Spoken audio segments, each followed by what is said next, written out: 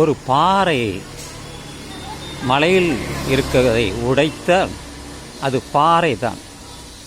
அந்த பாறையை உடைத்தால் பல கற்களாக மாறும். சில கற்களை நாம் செதுக்கினால் சிற்பமாக மாறும். இன்னும் சிலவற்றை மனித உருவத்தில் செய்யலாம். ஆண் உறுப்பாகவும் செய்யலாம், பெண் உறுப்பாகவும் செய்யலாம். நீங்கள் எந்த பொருளை பார்த்தாலும்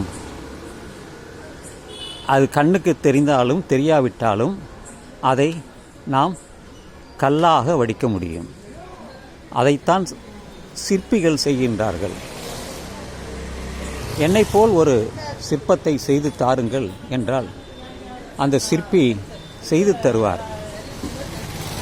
அவரை பார்த்தே பலர் சித்திரம் எழுதினார்கள். அப்படி வடிக்கப்பட்ட சித்திரங்கள் தான் இன்று சிற்பமாக மாறியது. சிற்பங்கள் தத்ரூபமாக இருக்கும். அவர்கள் செய்வதை நேர்த்தியாக இருந்தால் அது அப்படியே இருக்கும்.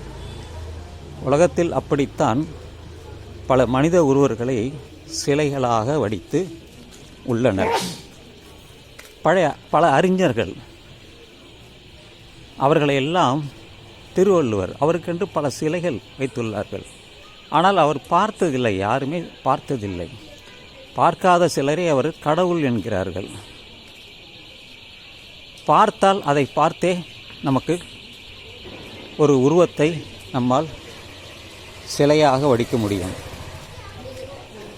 தெரியாதவர்களை அவர்கள் ஒரு சிலையாக செய்து அதை ஒவ்வொரு பெயர் வைத்து